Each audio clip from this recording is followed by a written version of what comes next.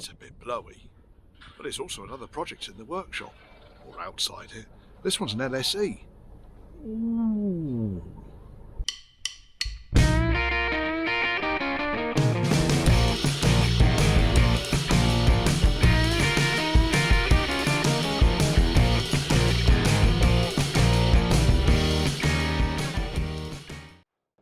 Plymouth Blue too.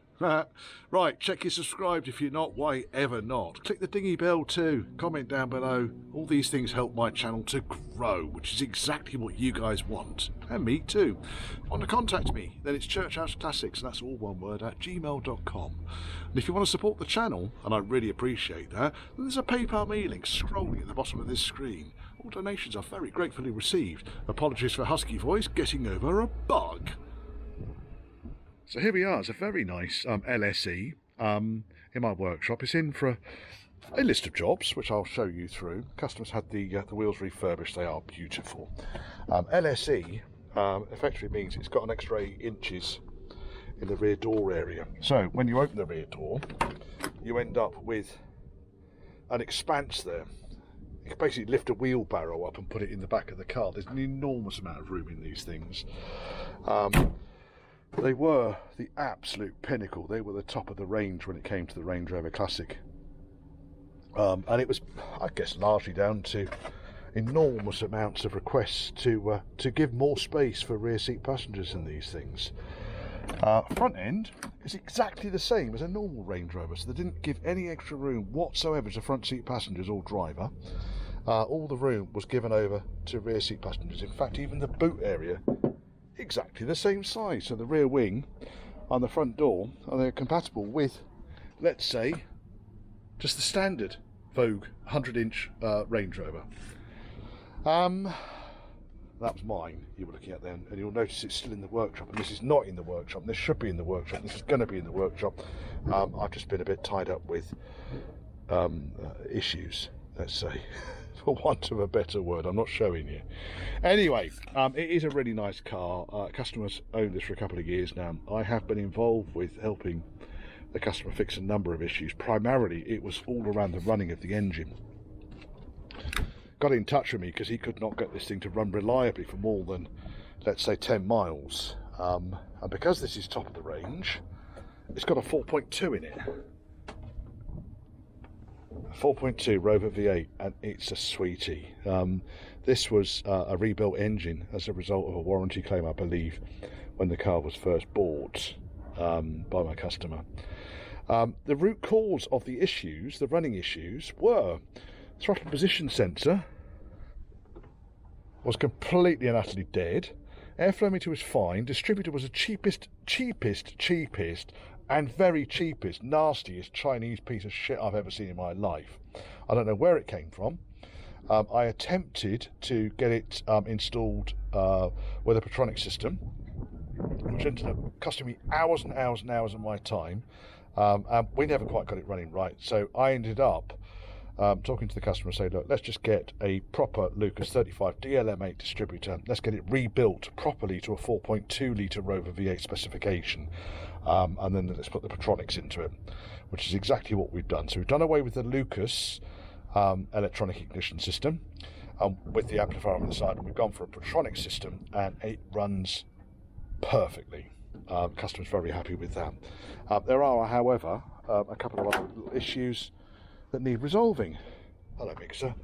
So what I'll do, let me, because spring has sprung, but it's definitely there's definitely a nip in the air today. Now the biggie on this one is to convert it back to air suspension, currently running on coil springs, which is a rotten shame. So air suspension, not with these bags, believe me, is going to be the route forwards. The sensors and so forth, they're all on the car. What I really need to do is to plug in the laptop with the EAS software and see what's going on. It's the box underneath there. Yep, EAS box is underneath there. Along with various other bits and bobs. Oh my goodness. All the switches are on the dash. We can get the door open, that'd be nice. Switches are on the dash. And I'll double check underneath the seat to make sure all the electronics are down there. But they should be. So we can get the EAS reinstated, which will be a amazing thing to do on this. So that's the first and foremost. Driver's side front wheel bearing. There was an issue with that. ABS has been misbehaving. I'm going to read the error codes on the ABS and find out why. Driver's seat just suspends moving a dinosaur. Driver's seat, some of the fixings are incorrect on that. I'll fix that already. Steering seems to be heavy. I'll double check whether it's issues with the swivel preload or anything else. The lower bumper,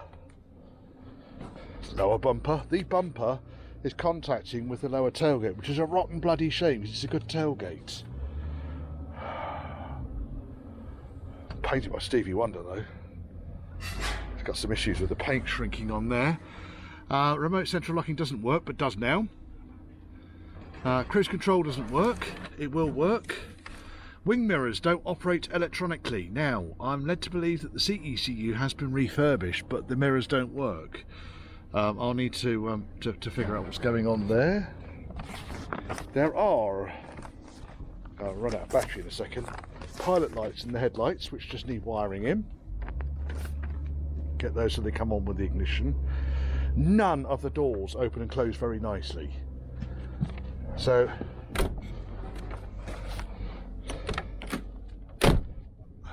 back door. That one does now. Doesn't line up very well there, does it? Got to do something with the doors on this. All of them. And again, just the overall alignment of panels and so forth. It's just all over the place. See if we can't get it a bit better. I know it's an old Land Rover. Old Land Rovers never really line up. There's a minor engine oil leak at the front end of the car. Oh, and the the heater fan speed resistor has failed. Oh, thanks for that. That's a lovely job, that is. The main reason being is that the heater fan resistor on these hard dash cars is located on the bulkhead about here, which is fantastic because you can just about access through there if you're a very brave lad. But with a wrist injury, there's no way am I going in through that. So it's a bonnet and deck panel off in order to access that. But yes, overall, it's a nice car. I like this one. Very nice. So I've got 3 Plymouth Blue cars in the workshop at the moment. Mine, the Royal Range Rover, and the LSE. What fun. Okay, so I have adjusted this door out. Well, that shuts nicely now, doesn't it? And it opens nicely as well. So a big chunk of this is down to the mechanism in here. You can see this is all covered in overspray and so forth. I probably still need to do a bit more work with it. But what effectively I had to do, I didn't video it because it was getting late. Remove the pin in here. It's got 2 separate washers on top of the check strap. Now, what I tend to do is drop a zip tie through the hole on the end there, just in case, to stop it disappearing inside the door. Then, using a tool, which I'm going to go and show you in a second, undid each of the fixings, loosened each of the fixings on the door. And I still need to do this door. Shut face. Then, looking at the door,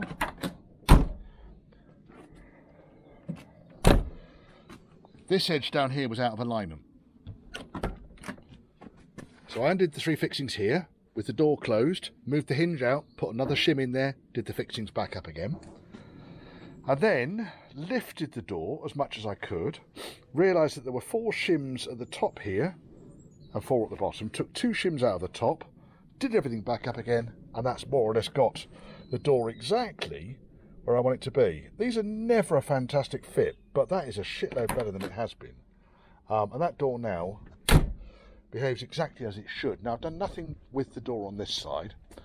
Perhaps we'll do this one and see what we can do. Now, actually on this side, it's more or less, it's the front door, I think, that's more of a problem than the back door. The front door needs to come up very, very, very slightly. Again, a shim needs to come out. Ooh, that's locked. Why is that locked? I can't get over the amount of room in these things. He's brilliant.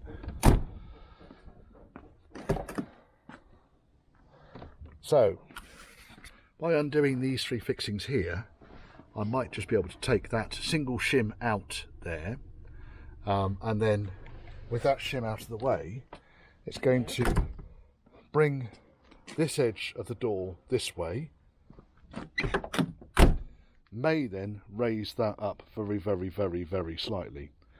It's not far out. I mean, it could even be that I need to just dress this edge of the door up very slightly. It's almost like these doors have come from a different vehicle. Gap here it's reasonably consistent. Sorry, I'm still getting over that cough. Reasonably consistent. The door there, you can see here, the bottom of the door, the rear door is sticking further out than the front door. It's probably quite evident there. So what I'll probably end up doing here is exactly as I did on the other side, is to undo these fixings, take that shim out and see if that helps it, because these fixings will come undone. Now, the mechanism I have to use, that did shut nice. All of these are shutting nice now. Driver's door's not, because I think it's probably dropped on its hinge. It's catching on the striker there, so perhaps I will video the driver's door hinge, because that's not shutting nicely, and none of the doors shut nicely before this episode, but that now does exactly what I would expect it to. Right, okay, it's tools.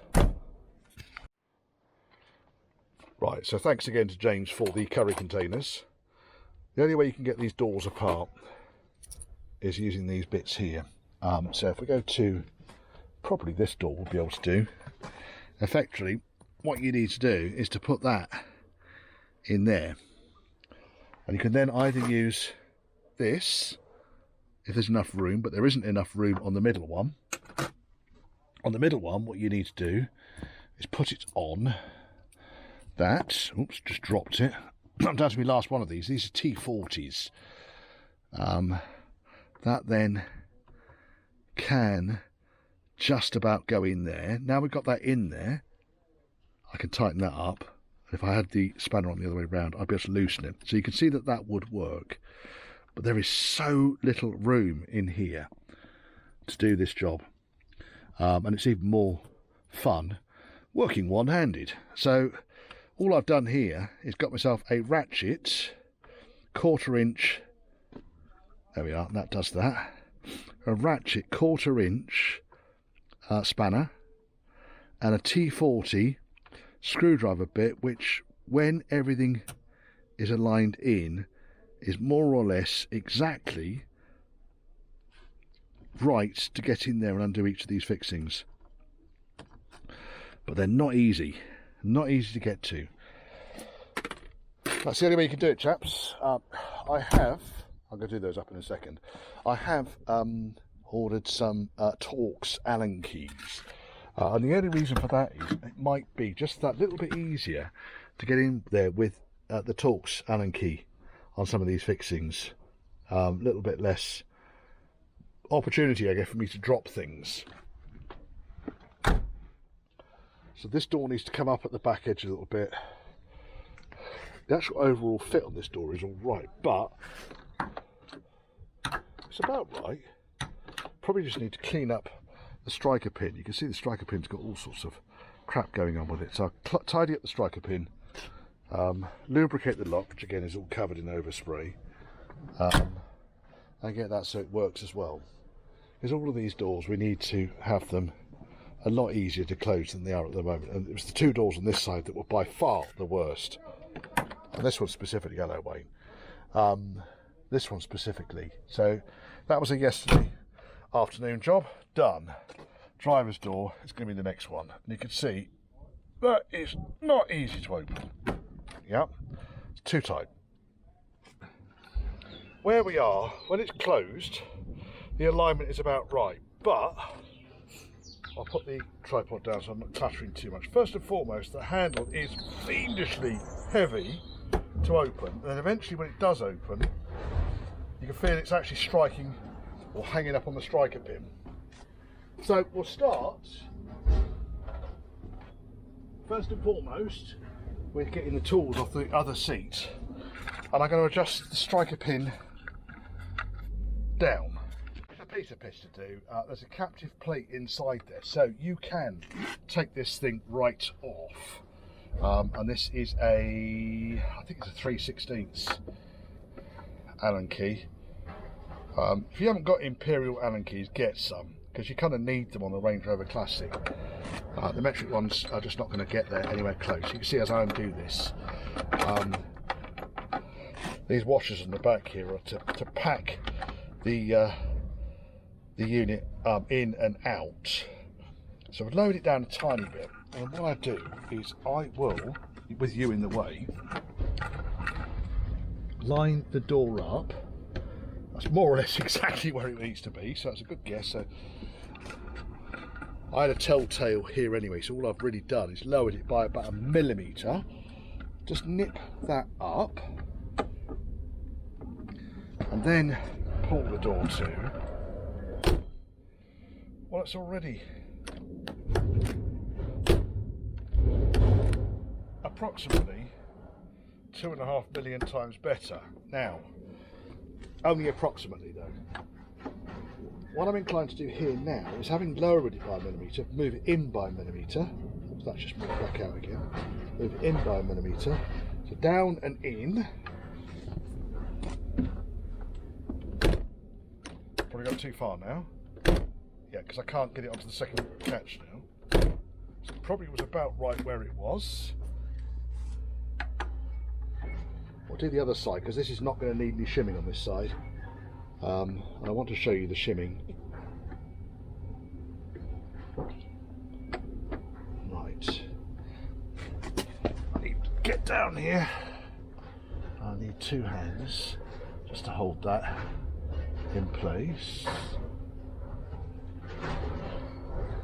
The washers are sticking on the pin, which is, I think what I've done now is I've moved it back to exactly where it was before. No.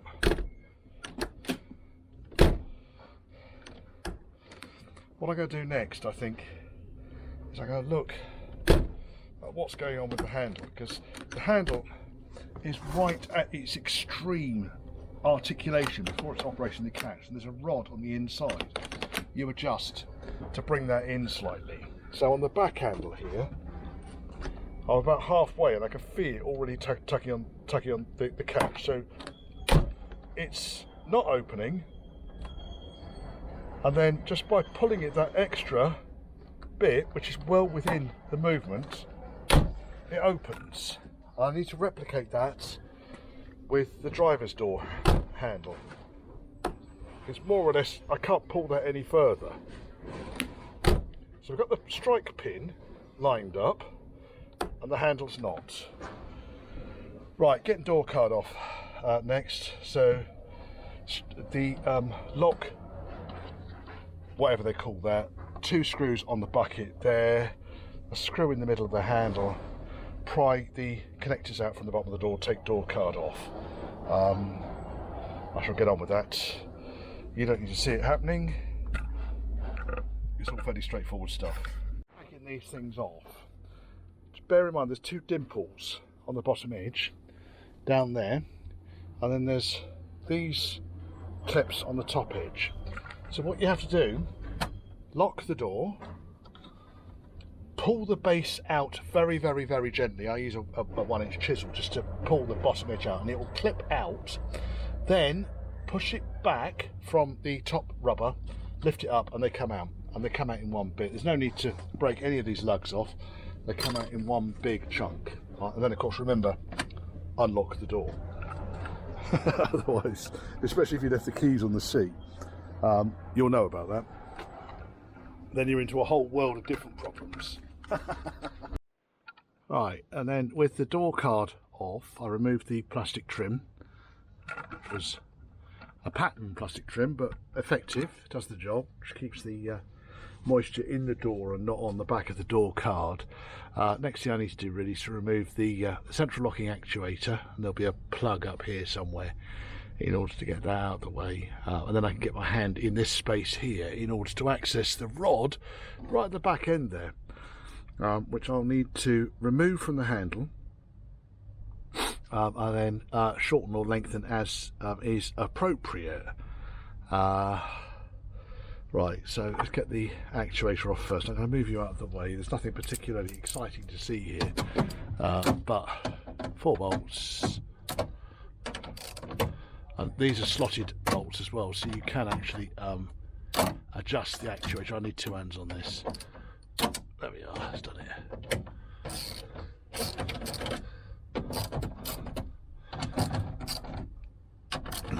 Is that going to come off in my hand, so to speak? I might just go and get a cup of tea.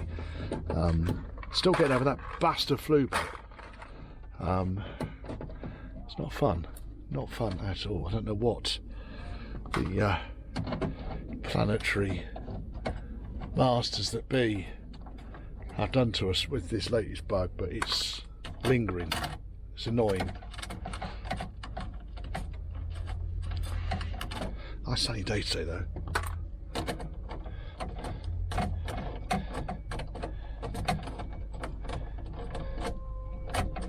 That comes off there. And then in theory, I unhook that off the central locking actuator. The battery's disconnected at the moment, otherwise this lot will be going berserk. Right, now the connector needs pulling through. And because this is all a factory install, what I need to do here is to cut the zip tie there so I can pull this tube, there's a lot of Vaseline on there, pull this pipe through the top up here to gain access to the plug for that. Saves me getting my hands all the way in there and risk lacerating them. Right, radio's going back on. I could do that. Oh, with that zip tie cut there, I can get hold of the actuator on the other side and pull it through. Don't have to go very far, and then I can see the connector. That's all I need to do to get that off. It saves you reaching up into the top of the door to get hold of it. Right, and then on the inside of the door, the rod that's nearest me that I've got my finger on now, that's for the lock. You operate the key from the outside, it locks and unlocks. In fact, I'm not going to go with the other hand because that's still sore.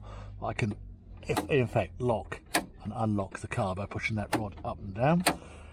The other rod, the longer rod that goes all the way down onto the back of the couch, that's the one we need to adjust. What I really need to do is disconnect it from the top end. I might even take the handle out. Just give it a service. Give it a service. It's all looking very nice inside this door though. Nice and tidy. A little bit of wax in there. No signs of any rust bubbling down the edges. Yeah, nice door.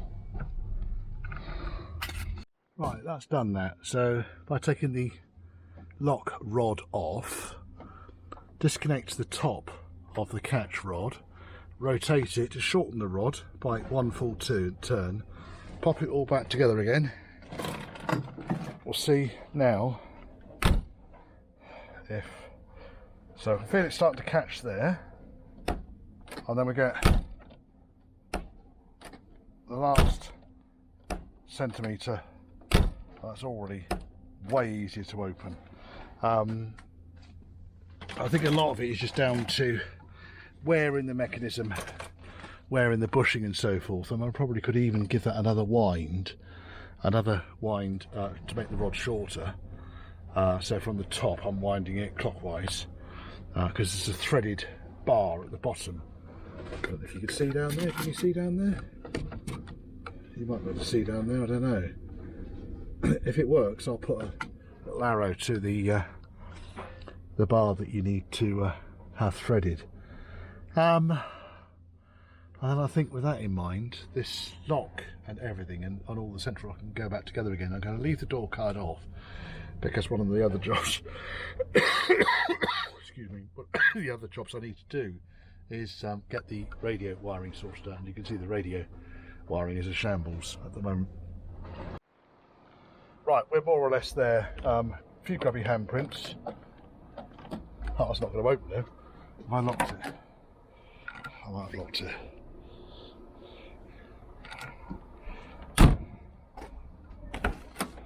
Yeah, the lock just popped down just enough to stop the door from opening.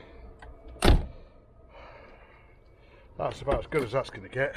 It really is. And as you can see, we're only just opening the door, and then it opens on the last section there. This bottom hinge down here, there's some rust coming through on the top edge of it, so I've lubricated it all up, and we'll see how that gets on. I've left the door card off because I want to test the radio. Beautiful. Right, now there's Mr. Deep moving a truck out there. I need to look at this one next. I've just noticed something else. Look, the puddle light hanging at the bottom of the door. So I might be taking this door card. I am going to be taking this door card off, and I'll tell you the reason I'm taking this door card off. Observe. That's not a duck stuck in the door. Nope. That is a very, very, very squeaky handle. I suspect what's probably happened is this thing's had a steam clean at some point, and it's washed all the lubrication out of the various handles. This handle is suffering a little bit from the recess, so we'll probably end up taking that one apart as well. What were these two like? That's alright. That's alright. If I was going to do that one, I'd end up replacing the paddle on it. But for now, that will do nicely. So we want them to look like that, really. Nice and shiny. Hello, Lincoln Green. Right, let's get this door card off. Much the same as the other one. 2 screws, catch, screw. Pull the plungers out around the outside, and we should be off. I'm just going to find a plastic box to put the bits in. The reason this handle was so squeaky and graunchy is because the spring there, which operates on the rod, was just touching the inside of the mounting bracket, because the mounting bracket had bent. So I removed the mounting bracket, removed the handle then, lubricated the handle up, straightened the mounting bracket, put it all back together again, and now that's all nice and free. Fix that then. Right, let's put the rods back on again. It's all back together again. Probably could do with a better swing than that, couldn't you, Richard? And I removed a shim from the bottom hinge, and that lines up better, and it's not impacted the overall performance opening closing of the rear door. I know about that. It's a shame about the tear there. Someone just caught their foot on it. A funny noise. Aeroplane. So I think really we are kind of there now with doors. So next thing I want to do on this actually opens nicer than the driver's door, but then that is really to be expected, because the passenger door doesn't open anywhere near as often as the driver's door. Well, there's not a whole bunch I can really do about that. It still opens and it closes beautifully now, which is what we weren't getting before. Now, radio next. So what I'm going to do is I've got a pair of ISO connectors. Oh, there's my coffee down there. I've got a pair of ISO connectors. And what I need to do really is to sort this shambles out in here, because effectively someone hacked it all about.